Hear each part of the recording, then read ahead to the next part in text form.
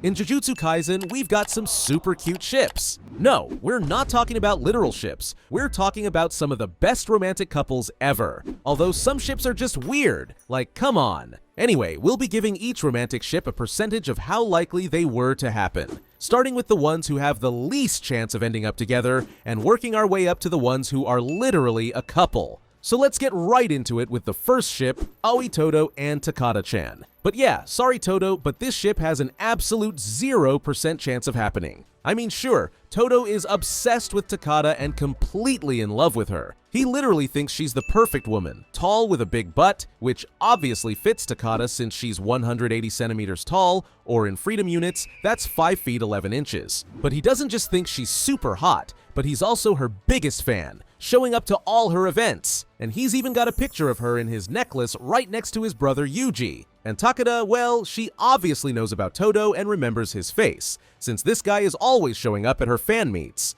She even once said that dumb guys are perfect, and Todo, well, he's just like a gorilla. But yeah, he's got literally 0 chance with this girl. Like, not only is she a super popular idol who can literally choose anyone she want to be with, but there's even a rule that bans idols from dating, which obviously Todo hates since he wants to marry her right now. So yeah, sorry Todo, but you won't end up with Takada. So let's just move on to Sukuna and Yorozu, who's also at 0%. Now, Yorozu first met Sukuna all the way back in the Heian era, over 1,000 years ago. And the moment she saw him, she instantly fell in love with him and became obsessed with him. Yeah, she literally wanted to marry him, fought for his attention, and just wanted him to notice her, though Sukuna didn't care about her at all. Still, Yorozu did everything she could to make him love her, so she even got incarnated to join the Culling Games just to meet him again. And when they finally reunited, she once again confessed her love for him and said that if she beat him, he has to marry her.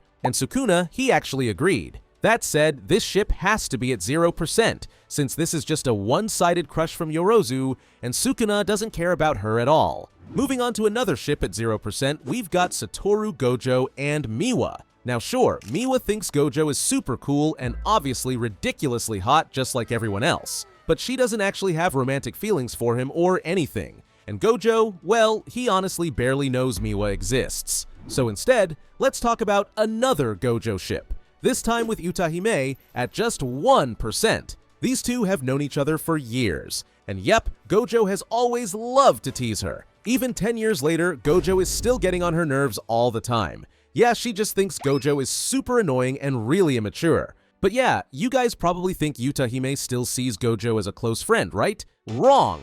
Gege has literally confirmed that Utahime hates him, though Gojo doesn't even know how much she actually hates him and instead just thinks it's some kind of inside joke. That said, Utahime can be at least a little bit nice to him when he's not being a total idiot, and they clearly trust each other when it comes to protecting their students. But yeah, this ship would have never happened, since Gojo is just way too immature for her. Moving on, we've got Yuji Itadori and Nobara Kugisaki at 10%. Yeah, you probably thought they would be way higher, right, since these two are best friends. I mean, sure, Nobara can get really annoyed at him and sometimes even punch him when he's being stupid, but they also joke around all the time and have a lot of fun together. But on top of being the two class clowns, when things get serious, they always have each other's backs, like when they fought against the death paintings with perfect teamwork and had nothing but trust in each other's strength. And when Yuji was feeling guilty after killing Eso, Nobara was there to comfort him. So yeah, they are actually pretty cute together, and they obviously care a lot about each other. Like, she even cried after Yuji died. And of course, when he came back, she was super angry for not saying anything, but she was also clearly relieved and happy, even tearing up and demanding an apology. However, this ship has 2 huge problems, and the first one is that Nobara is not Yuji's type. Remember how Yuji said he likes tall women with big butts, just like Jennifer Lawrence? Well, Nobara does not look like Jennifer Lawrence, and she's only 160 centimeters tall, or in freedom units, that's 5 feet 3 inches. And the second problem is that Nobara would never want to be with him. Like when Ozawa asked Nobara if she liked Yuji, she literally said that even if heaven and earth were to dance the lambada, she'd never go out with him. I mean, even her heart skipped a beat when thinking about it, and no, it was not in a good way. So yeah, they're best friends, but nothing more than that. So instead, moving way higher up on the ship scale, all the way to 60%, we've got Choso and Yuki Tsukumo. I mean, just look at how Yuki is looking at him.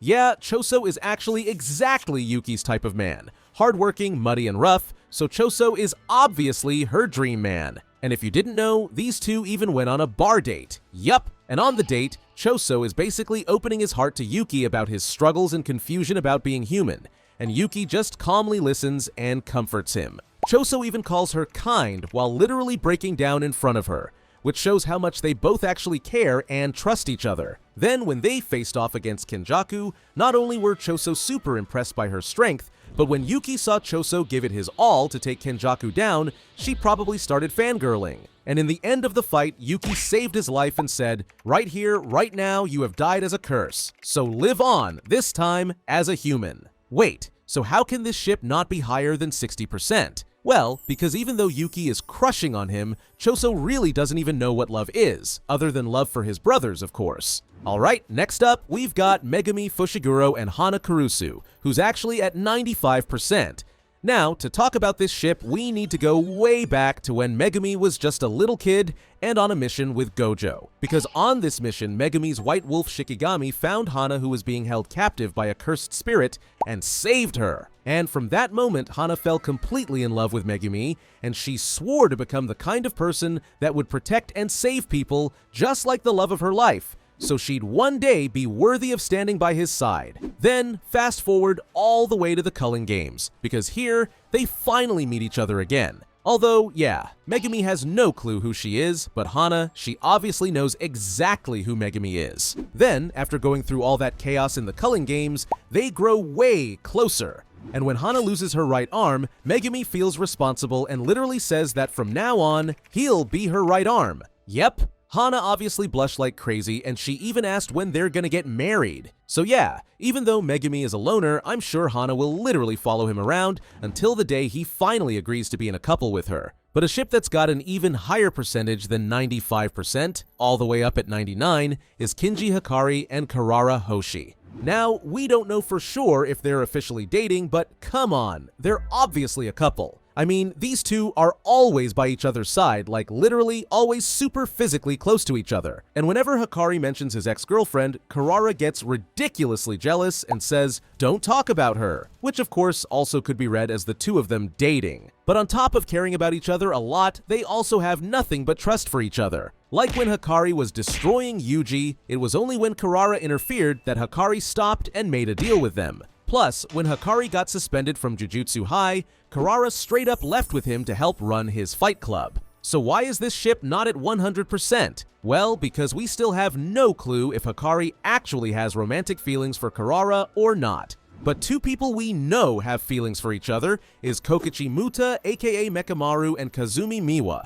so they're obviously at 100%. These two have known each other for a while, as both of them are second-year students at Kyoto Jujutsu High. And even though Kokichi couldn't physically go, thanks to his completely wrecked body, he used Mekamaru to attend school. But Kokichi only had one dream in life, and that was to see his friends, mainly Miwa though, with his own eyes. That's why he made a deal with the enemy to finally get a normal body so he could see her in person. And Miwa, she was always super kind to him, and loved to spend time with him, even though he was a literal robot. She even told him that she would love to visit him someday, and she always wondered what he looked like. But yeah, they never got to meet in person as Kokichi got killed. Before he was gone forever though, he made sure to talk to Miwa one last time. And he said that, "As long as you are happy, my dearest wish in life would have come true." And yeah, that hit hard. Now, some of you might not think Miwa had any romantic feelings for Kokichi, but come on. We not only see them together on the train being super obviously shipped together,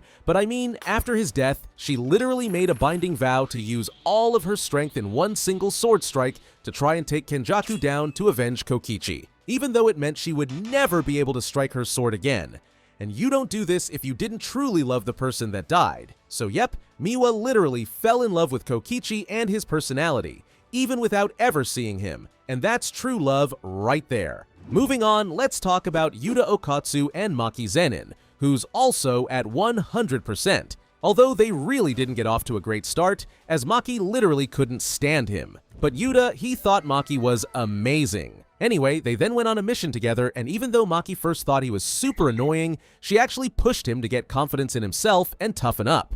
and because of that, Yuta ended up saving her and the kids from the curse. After that, they became way closer. They trained together all the time, and Panda even said Maki was softer than normal when she was around Yuta. Then came the night parade of 100 demons, and that's when Maki opens up about her past and her goal to prove the Zenin clan wrong. And Yuta, he literally just sits there and admires her, saying he wants to be just as strong as her, and he even says that he'll help her take down the Zenin clan. And Maki, she's literally speechless, since no one had ever supported her like that before. Still, she calls him an idiot, saying it was her fight alone. But yeah, that's when she literally fell in love with him, even if she didn't want to admit it. Oh, and fun fact, Maki's type of man is someone stronger than her, and Yuta is obviously stronger than her. Anyway, even though they didn't see each other for a while, after they reunited during the Culling Games, they were always by each other's side. We even find out that they actually got married and even had a son named Iori together. Now another ship with Yuta at 100% is obviously with Rika Orimoto. Yeah, I know I just said Yuta ends up with Maki, but we have to talk about this ship as well. Because back when Yuta and Rika were just kids, they met in the hospital and instantly became best friends.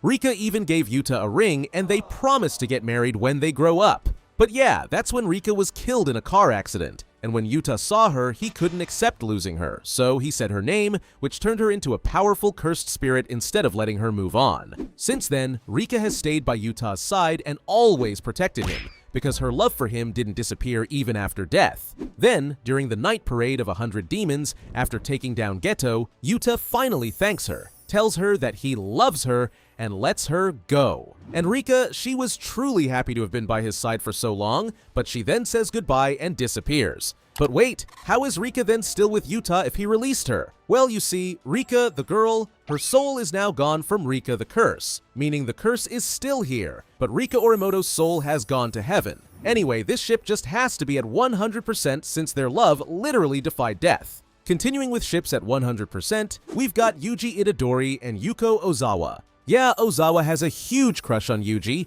and it all started back in middle school. Back then, she was super shy and got picked on a lot, but one day she overheard Yuji saying that if he had to choose one of the girls from school, he'd pick Ozawa, because she was kind, thoughtful, and neat. And boom! She completely fell for him. She even worked up the courage to ask him for a photo on graduation day. Then fast forward 6 months, Ozawa moves to Tokyo, has a crazy glow-up, and randomly sees Yuji again. And after talking to Nobara, Ozawa wondered if maybe, with the way she looks now, Yuji might actually want to be with her. And after Yuji realizes it's her, which is crazy by the way, they exchange phone numbers, and Yuji still thinks she's just as kind and nice. Plus, we all know how Yuji likes tall girls with a big butt, and Ozawa, she's actually pretty tall. Anyway, even though they barely see each other, they both keep up with each other's lives through Nobara, who talks to both of them, since they both care about each other. Then, in the epilogue, they're both back in their hometown and watch the snow together. And I mean, that pretty much confirms that they're a couple, right?